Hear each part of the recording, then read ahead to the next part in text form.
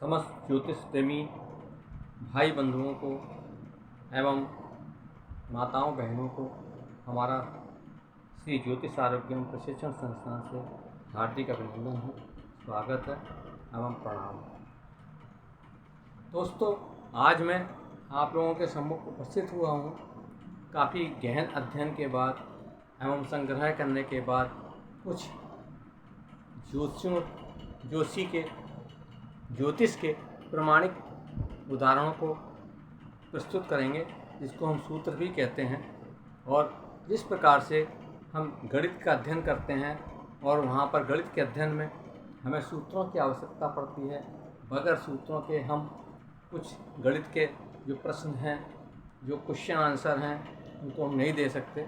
और अगर हम सूत्र पता है, ज्ञात है और हमें उन सूत्रों को, उन समीकरणों को हल करना पड़ता है, तो सूत्रों की आवश्यकता पड़ती है, जिससे हमारे लिए समीकरण और क्वेश्चन सहज हो जाते हैं और हम आसानी से क्लियर करके तो परीक्षा में या अपने जीवन काल में हम उत्तीर्ण हो जाते हैं। इन्हीं प्रकार के सूत्रों से हम आज उनका वर्णन करने जा रहे हैं। सर्वप्रथम हम आपका पहला उल्लेख करेंगे, तो हम यहाँ पर लिखते जाएंगे जिससे हमसे भूल चूक ना हो। प्रथम सूत्र है, यदि लग्नेश, यहाँ पर हमारा क्या है, लग्नेश का और द्वितीयेश का परिवर्तन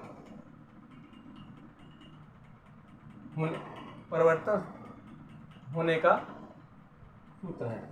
जैसे लग्नेश हम यहाँ पर मान लेते हैं, एक मतलब मेष राशि की कुंडली है और हम यहाँ पर दूसरे भाव का स्वामी कौन होगा, द्वितीयेश कौन होगा, वृषभ राशि है।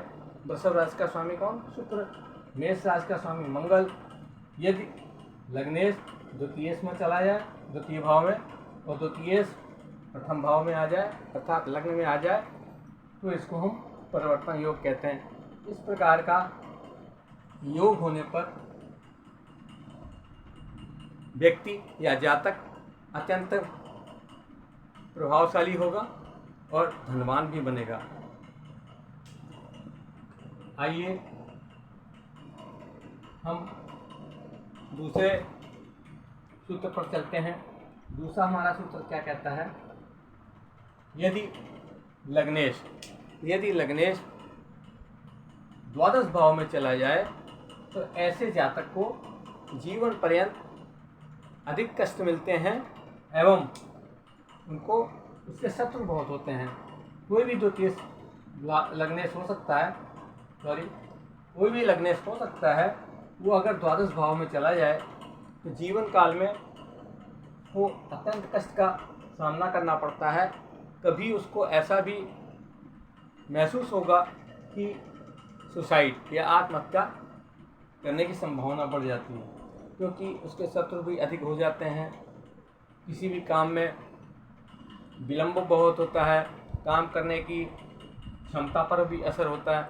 हम यहाँ समझ सकते हैं, यहाँ पर स्वामी अगर मेष लग्न है, तो मेष लग्न का स्वामी कौन हुआ, मंगल। मंगल अगर द्वितीय भाव में द्वादश भाव में हो जाए, तो ये इस तरह की परिस्थितियाँ उपस्थित करता है। आइए अगले सूत्र पर चलते हैं। कृपया इन सूत्रों को आधार मानकर अपने आपके सम्मुख जो कुंडली आए या अपनी कुंडली पर इसको घटित करके देख सकते हैं। आइए तीसरा सूत्र हम बताते हैं, यदि 11वें भाव में शुक्र हो, ये एकादश भाव होता है, लग्न कोई भी हो, हम कॉमन लग्न से इनको हम प्रस्तुत करने जा रहे हैं, जिससे आप लोगों को कष्ट न हो या भ्रमित न हो। यदि एकादश भाव में शुक्र उपस्थित हो, यहाँ पर शुक्र हो, लग्न आपका कोई भी हो, ऐसा जातक अथवा जातिका विवाह के उपरांत अत्यंत धनवान होगी तथा सुख संपन्न से परिपूर्ण हो। रहेगी। आइए अगला सूत्र जानना प्रयास करते हैं, जो हमारा सूत्र होगा फोर्थ। इस सूत्र के जरिए हम ये बताने का प्रयास करेंगे कि आपकी जन्म कुंडली, लग्न कोई भी हो, जन्म कुंडली के केंद्र भाव में शनि हो, केंद्र भाव में शनि हो तथा इस शनि पर केंद्र पर उपस्थित भाव में गुरु की दृष्टि इस शनि पर पड़ जाए। गुरु यहाँ होगा,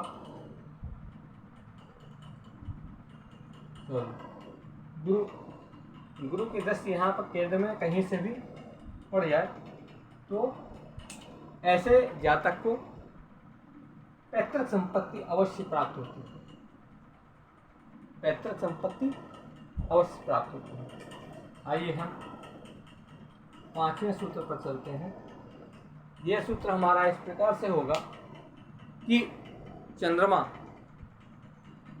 चंद्रमा यदि कहीं बैठा हो, मान लीजिए हमने यहाँ पर चंद्रमा दिखाया, चंद्र यहाँ पर जहाँ पर वह बैठा हो उस पर उच्च ग्रह की दृष्टि पड़ जाए, उच्च ग्रह की दृष्टि, अब मान लीजिए हम कह सकते हैं उच्च ग्रह की दृष्टि यहाँ पे उच्च ग्रह शनि बैठा हुआ, अगर इसकी दृष्टि पड़ गई तो विष दोष बन जाएगा। हो सकता है विष दोष बनने पे, हम ऐसा नहीं कह रहे हैं, विष दोष को शामिल नहीं कर रहे हैं, हमारा जो कॉमन सूत्र है वो ये है, शनि की दृष्टि पड़ेगी, कोई भी उच्च ग्रह की दृष्टि पड़े तो ऐसा जातक अत्यंत धनवान होता है। अब धनवान होने पे और चिंतित होने में, चिंताग्रस्त होने में, ऐसी चिंताएं तो बढ़ेगी, परेशानियां बढ़ेंगी, लेकिन धनवान अवश्य होगा। आइए अग्रिम सूत्र पर चलते हैं। जो हमने ये सारे सूत्र हमने प्राप्त किए हैं विभिन्न प्रकार की पुस्तकों द्वारा, अनेक प्रकार के ज्ञानियों द्वारा, ऋषि मुनियों के दिए हुए सूत्रों द्वारा हमने इनको लिखा है, उपस्थित किया है। आप भी इसको उपस्थित करें, अपने दिमाग में बिठा लें, कंठस्थ कर लें या कहीं नोट कर लें, जिससे आपको कुंडली देखने में आसानी होगी। यदि आप कुंडली देखना सीख रहे हैं तो उसमें भी विद्वत्ता आपको प्राप्त हो जाएगी। अगला सूत्र है छठा सूत्र। ये क्या है? यदि सूर्य, मान लीजिए सूर्य यहाँ बैठा है, सूर्य के दोनों ओर, यहाँ भी और यहाँ भी ग्रह हो, मान लीजिए यहाँ पे शुक्र ग्रह है, चंद्रमा नहीं, चंद्रमा को त्याग दें, छोड़ दें, और यहाँ मंगल है। यदि सूर्य के दोनों ओर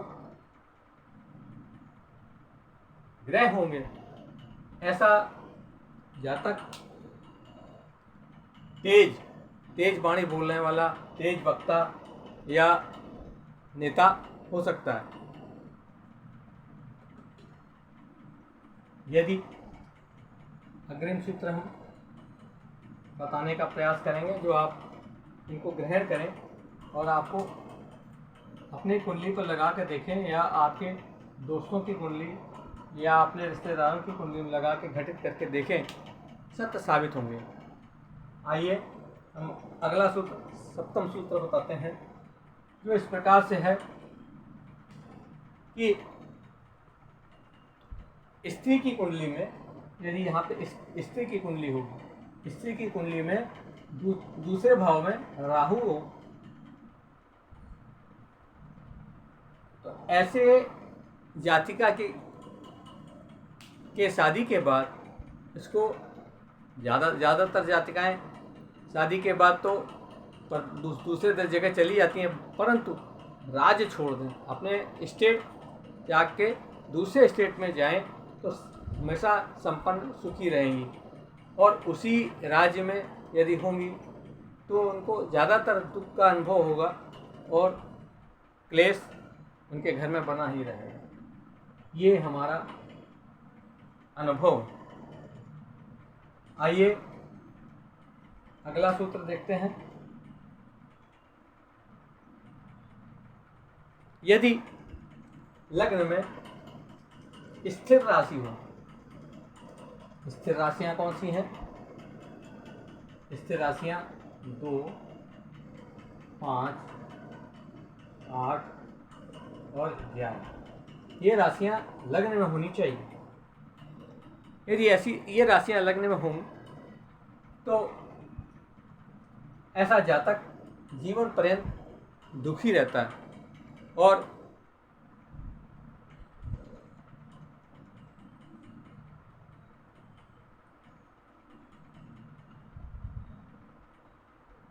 कष्टों से घिरा रहता है। इसी प्रकार से हम आदि यहाँ पे यदि यहाँ पे शनि भी उपस्थित हो, ऐसा जातक परेशानियों से हमेशा घिरा रहेगा, कभी उबर नहीं पाएगा। यदि आइए अगला सूत्र बताते हैं। अष्टमेश, अष्टमेश अष्टम भाव का, ये हमारा अष्टम भाव पड़ता है। 1, 2, 3, 4, 5, 6, 7, 8, कोई भी राशि यहाँ हो, हमें भाव गिनने से मतलब होता है, राशि का कोई मतलब नहीं है। यहाँ 8 राशि भी, 8 नंबर की राशि मतलब वृश्चिक राशि भी लिखी हो सकती है, अतः इस पर न ध्यान दें।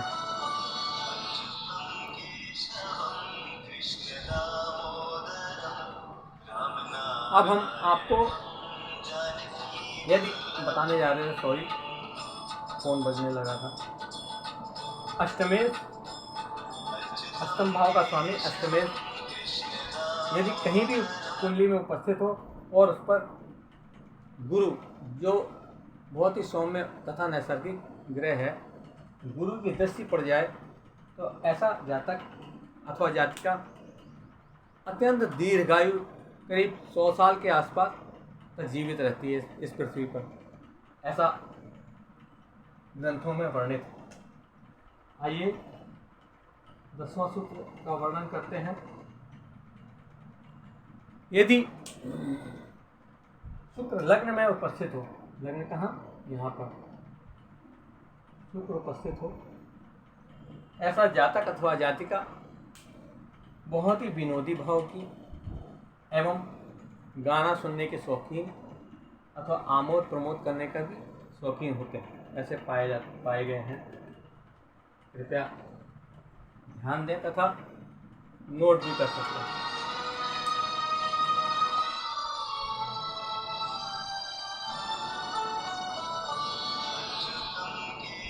आइए अगला सूत्र का वर्णन कर रहे हैं, जो हमारा 11वां सूत्र है। यदि किसी जातक की कुंडली में राहु द्वितीय भाव में हो और द्वितीय भाव का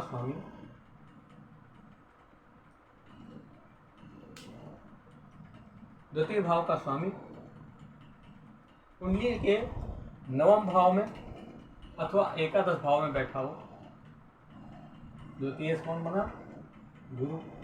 गुरु अगर 11वें भाव में बैठा है या 9वें भाव में बैठा है, 1, 2, 3, 4, 5, 6, 7, 8, 9, 10, 11, यहाँ भी हो सकता है, यहाँ भी हो सकता है। तो ऐसा जातक बचपन काल में, मतलब बालपन में, ये करीब 11-12 साल तक ननिहाल में रहता है तथा कष्टों से, अभावों से ग्रसित रहता है। उसके उपरांत अपने जीवन काल में यौवन से और बुढ़ापे तक हमेशा सुख संपन्नता, धन धान्य से परिपूर्ण हो जाए। ये मेरा जातीय अनुभव है। आइए अगले सूत्र पर चलते हैं, जो हमारा 12वां सूत्र हो सकता है। सूर्य ग्रह अगर एकादश भाव में हो, एकादश भाव कौन सा? ये हमारा लग्न है एक 1 2 3 4 5 6 7 8 9 10 11, ये का 10 भाव हो गया। इस भाव में सूर्य बैठा हो, ऐसे जातक के शत्रु तो अनेक होंगे, परंतु इसके एक भी बाल बांका नहीं कर सकते और सभी को मात देकर धनवान अवश्य बनता है। शत्रुओं का नाश कर देगा, उसको भावनाहीन कर देगा शत्रुओं को। इसी प्रकार से शत्रु इसके ऊपर हावी नहीं हो सकते। आइए अगले सूत्र पर विचार करते हैं। अगले सूत्र पर विचार, अगला सूत्र हमारा है 13। इसमें यदि वृषभ राशि में, वृषभ राशि कौन सी राशि होती है? 2 नंबर की राशि। इस राशि में शनि हो तो कहीं भी हो सकता है। वृषभ यहाँ भी हो सकता है, यहाँ भी, कहीं किसी कुंडली में कहीं भी हो सकता है, लेकिन वृषभ राशि होनी चाहिए। वृषभ राशि में यदि शनि होगा, ऐसा जातक अथवा जातिका अत्यंत परेशान, दुखी रहेगी एवं शादी के बाद आय और व्यय में काफ़ी डिफरेंस, मतलब आय कम होगी, व्यय अधिक होगा, तो धन धान से भी परेशान रहने की आशंका बनी ही रहती है। आइए अगला सूत्र बताते हैं।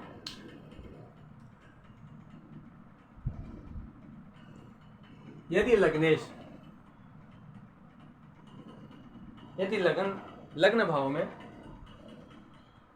भाव में एकादशेश, एकादशेश कौन है? लाभेश।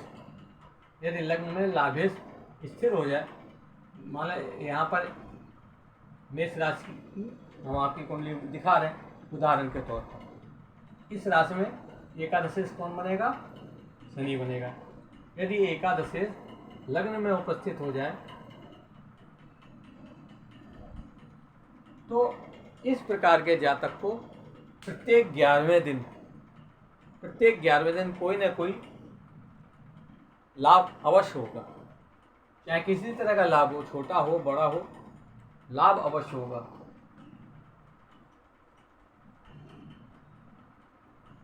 आइए अगले सूत्र का वर्णन करते हैं, जो हमारा 15वां सूत्र होगा। इस सूत्र के